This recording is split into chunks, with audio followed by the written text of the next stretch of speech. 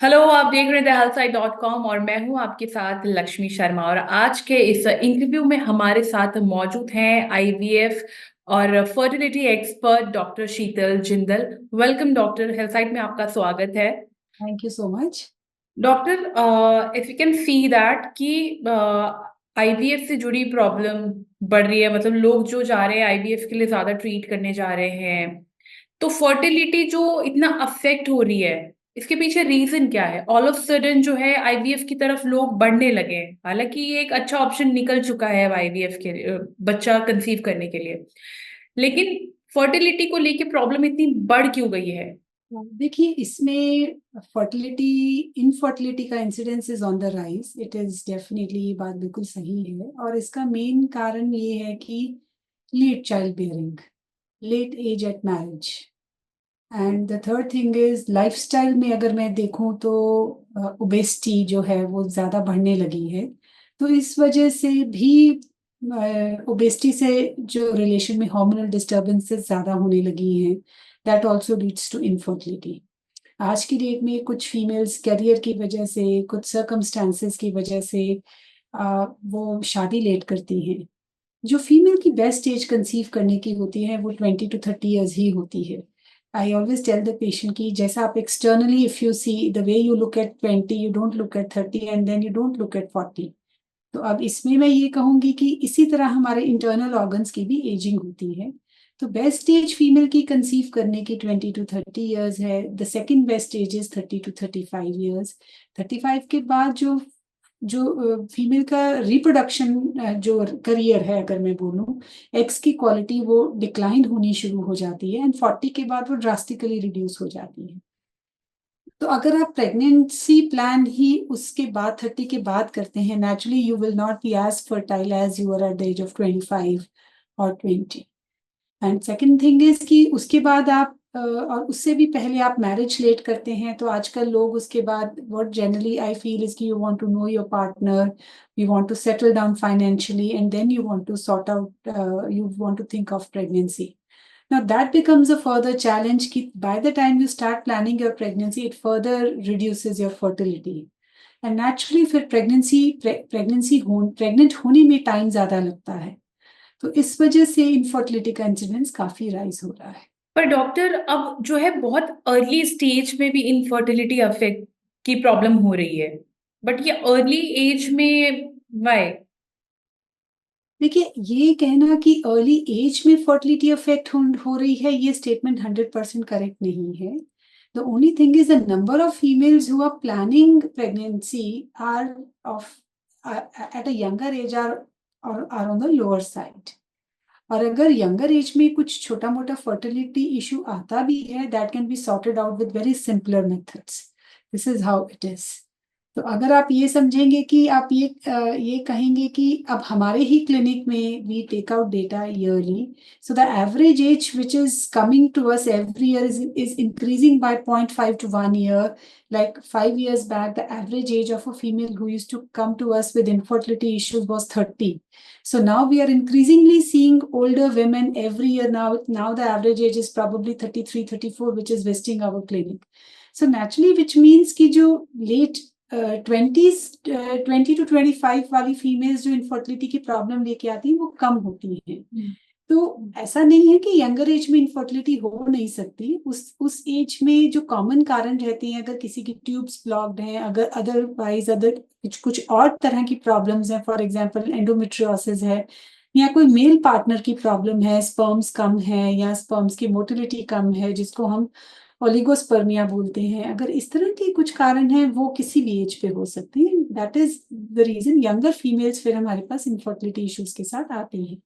By law, by ART law in India, you cannot do an IVF of a female below the age of 23 years. Okay. तो Yeah. Doctor, अभी आपने कहा कि mail की तरफ से भी फर्टिलिटी अफेक्ट होती है। इनफर्टिलिटी की प्रॉब्लम सिर्फ फीमेल की वजह से नहीं है, मेल भी इसके पीछे रीजन हो सकते हैं। जैसे आपने sperm count, less sperm count के बारे में कहा, तो और क्या रीजन है? बेसिकली अगर देखा जाए इन इंडिया और फिर if another countries, they all blame कि विमेन्स में कोई प्रॉब्लम होगी, उनका कुछ हेल्थ इशू होगा, तभी वो कंसीव नहीं कर पा रहे हैं। तो कंसीव करने के पीछे मेल का क्या रोल है, मतलब क्या उनकी तरफ से जो है कहाँ लैक हो रहा है वो चीज। नहीं, ऐसा कुछ नहीं है। देखिए, male factor was always one of the very important factors which leads to infertility. तो अप्रोक्सीमेटली अगर आप देखें 20 to 25% केसेस में मेल फैक्टर होता है। इनफैक्ट इससे भी ज्यादा केसेस में मेल फैक्टर होता है। मैं थोड़ी कंजर्वेटिव फिगर्स बता रही हूँ। मेल्स में क्या रीजन होता है कि कई बार अगर किसी मेल के टेस्टिस में प्रॉब्लम है, स्पर्म्स नहीं बन रहे हैं, तो एजोस्पर्मिया हम जिसको बोलते हैं, उसकी वजह से इनफर्टिलिटी होती है। कई फीमेल्स को सेक्सुअल इश्यूज होते हैं, इरेक्शन इजैकुलेशन की प्रॉब्लम्स होती हैं, तो वो कई बार इनफर्टिलिटी का रीजन होता है। और भी there can be various hormonal problems as they are different from females, but yes, the hormones which are responsible for reproduction are similar in both males and females, and there can be various problems। कई बार कोई genetic reasons होते हैं जिसकी वजह से mails में sperms नहीं बन रहे होते, और इन सब वजह से इनफर्टिलिटी होती है, डेफिनेटली होती है। तो ये जो रिस्क फैक्टर मेल के थ्रू आते हैं, तो इसके पीछे रीजन क्या है? लाइफस्टाइल है, डाइट मैंने है? आपको बताया जैसे कि कई बार कहीं ना कहीं जो मेल की जो रिप्रोडक्टिव ट्रैक्ट है उसमें कहीं कोई ऑब्स्ट्रक्शन है। अगर हम समझे कि कई बार टेस्टिस का साइज छोटा होता है, ये ऑब्स्ट्रक्टिव नॉन ऑब्स्ट्रक्टिव एजोस्पर्मिया हम इसको बोलते हैं टेक्निकल लैंग्वेज में। अगर आपकी नली में कहीं ऑब्स्ट्रक्शन है तो नेचुरली स्पर्म्स बाहर नहीं आ पाएंगे। कई बार टेस्टिस में ही स्पर्म्स प्रॉपरली नहीं बनते हैं, तो हम उस केस के अंदर टेस्टिस वीक हैं तो स्पर्म्स का इशू हो सकता है। या कई बार ओबेसिटी है, अगर बहुत मॉर्बिड ओबेसिटी है मेल्स में, उसकी वजह से फीमेल हार्मोन की मात्रा थोड़ी बढ़ जाती है मेल्स में, उसकी वजह से भी स्पर्म की प्रोडक्शन अफेक्ट होती है। कई बार जॉब्स कुछ ऐसी होती हैं जिसमें लोकल टेस्टिस के एरिया को हीट ज्यादा मिलती है, तो उस वजह से केमिकल इंडस्ट्री में कई बार कई मेल्स काम कर रहे होते हैं, या हॉट फर्नेस वाले एरिया में। और आजकल एक बहुत इंपॉर्टेंट है, कई मेल बहुत सप्लीमेंट्स ले रहे होते हैं बॉडी बिल्डिंग के लिए। तो उस तरह के बॉडी बिल्डिंग सप्लीमेंट्स जब ले रहे होते हैं तो उनके अंदर हार्मोन्स बाहर से ही डाले हुए होते हैं उन सप्लीमेंट्स में। And I have seen many times those males who are taking these supplements they become azoospermic, उनके स्पर्म्स खत्म हो जाते हैं। इन द मोमेंट ये दे सच में होता है? स्टॉप दीज स्पोर्ट्स खत्म हो सप्लीमेंट्स, जाते हैं? Yes, yes, the moment they stop these supplements, they become their sperm count returns to normal. तो तो क्या उनकी लाइफस्टाइल चेंजेस और कई बार जेनेटिक रीजंस होते हैं कि कोई पीढ़ी दर पीढ़ी कोई ऐसी जेनेटिक प्रॉब्लम आई हुई है जिसकी वजह से स्पर्म्स की प्रोडक्शन अंदर नहीं हो रही है। या कई बार बहुत टाइट अंडरगारमेंट्स पहनने से भी वहाँ लोकल टेस्टिस का, लोकल वहाँ का वातावरण चेंज हो जाता है। तो ये सब कॉमन प्रॉब्लम्स अगर जो मैंने आपको गिनाई है, या excessive alcohol consumption, smoking, chain smoking, और what you can say is diabetes. अगर कई बार बहुत आजकल these are totally lifestyle problems which are leading to increase in the incidence of male infertility and decrease sperm production. Sperms नहीं बनते इस तरह के केसेस में। तो डॉक्टर, क्या आईवीएफ ट्रीटमेंट का कुछ साइड इफेक्ट्स भी देखने को मिलता है क्या? देखिए, आई थिंक ये सवाल बड़ा कॉमन है और मैं इसको इस तरह से आंसर करूंगी कि आज की in today's world more than 2 billion of the world's population has been born through IVF. तो अब आप कई कंट्रीज तो ऐसे हैं जिसमें ऑलमोस्ट 1/3 ऑफ द पॉपुलेशन का जो बर्थ है वो आईवीएफ से हो। तो आईवीएफ ट्रीटमेंट के दौरान क्या आप कुछ स्पेसिफिक डाइट सजेस्ट करते हैं महिलाओं को कि आपको ये लेना चाहिए? जी, आईवीएफ में सक्सेस का डायरेक्ट रिलेशन है फीमेल के वेट से। जितनी फीमेल नॉर्मल वेट पे रहती है उतना ही उसका आईवीएफ का सक्सेस रेट हायर होता है, because naturally body hormonal disturbances कम होती हैं। So, अगर हम लिटरेचर में डेटा देखें तो वो यही कहते हैं कि अगर आपका वेट नॉर्मल की तरफ है, जितनी हाइट के हिसाब से आपका वेट होना चाहिए, the success of the procedure is higher at every as.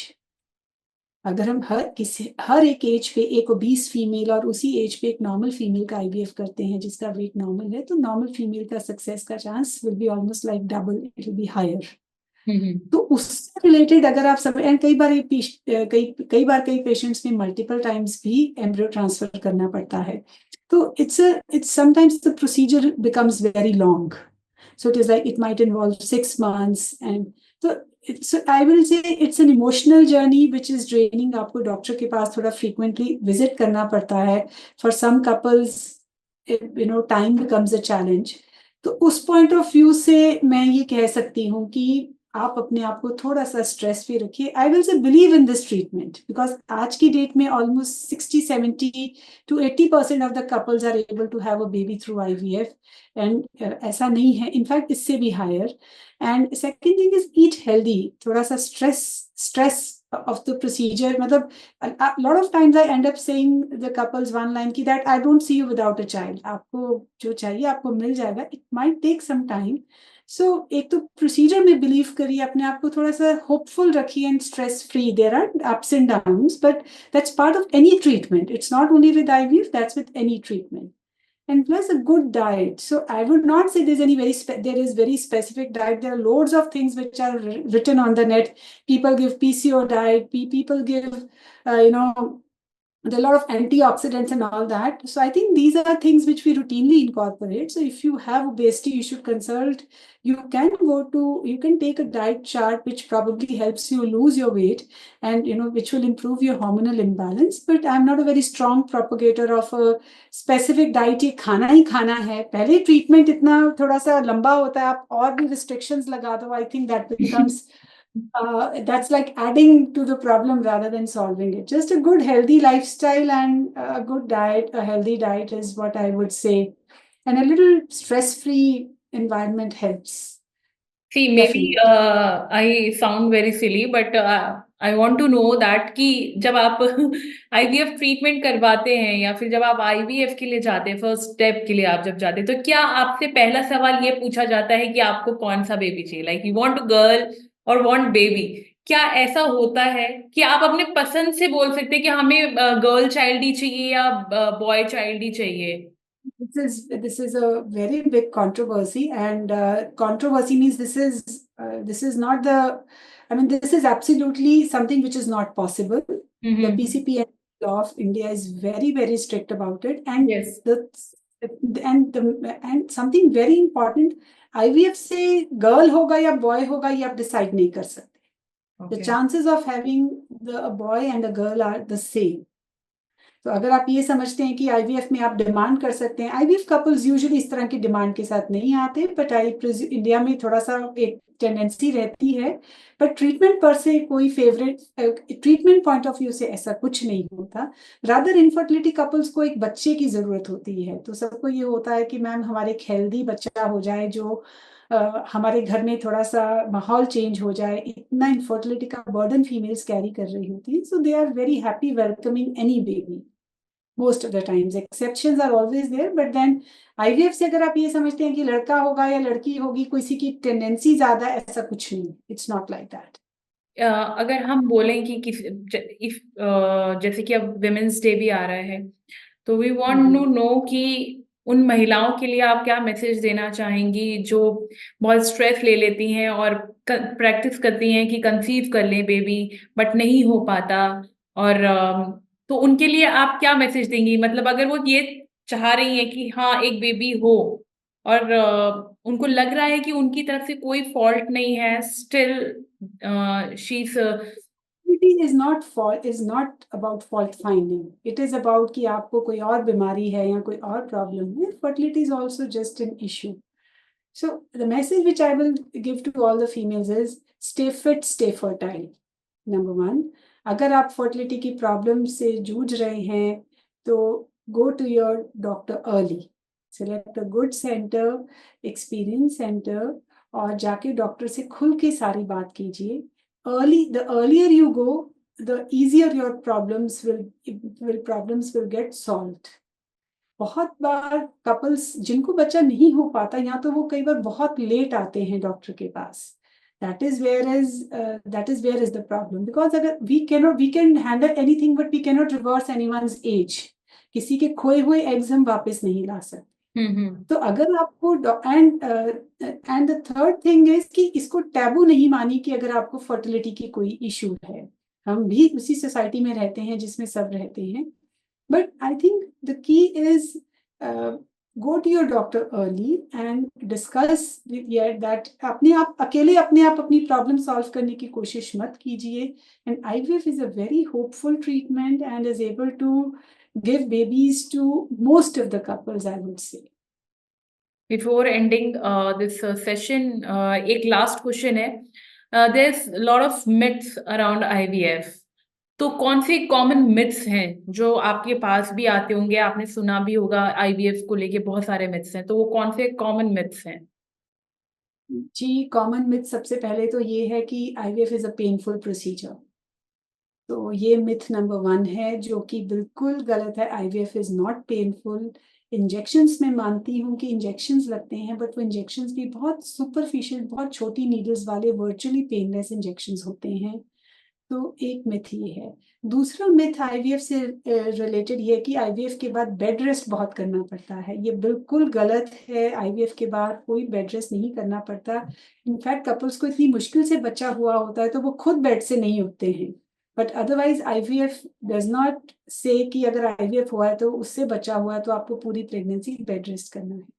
कई बार फीमेल्स जिनका IVF हुआ होता है उनकी एज ज़्यादा ज़रूर होती है, लाइक समवन कंसीविंग एट 40, तो थोड़ी-सी एज की वजह से प्रेगनेंसी हाई रिस्क हो सकती है, but not because it is been through IVF. Number 3 ये है कि IVF से लोगों को लगता है कि हमारी बॉडी में बहुत चेंजेस आ जाएँगे या कुछ हार्मोन्स हमारे जो हैं गड़बड़ हो जाएँगे या कोई किसी तरह की और प्रॉब्लम आ जाएगी, ऐसा भी नहीं है. IVF is a very safe procedure. इसमें किस तरह की आपकी इस तरह के कोई major health issues later on in life नहीं होते हैं.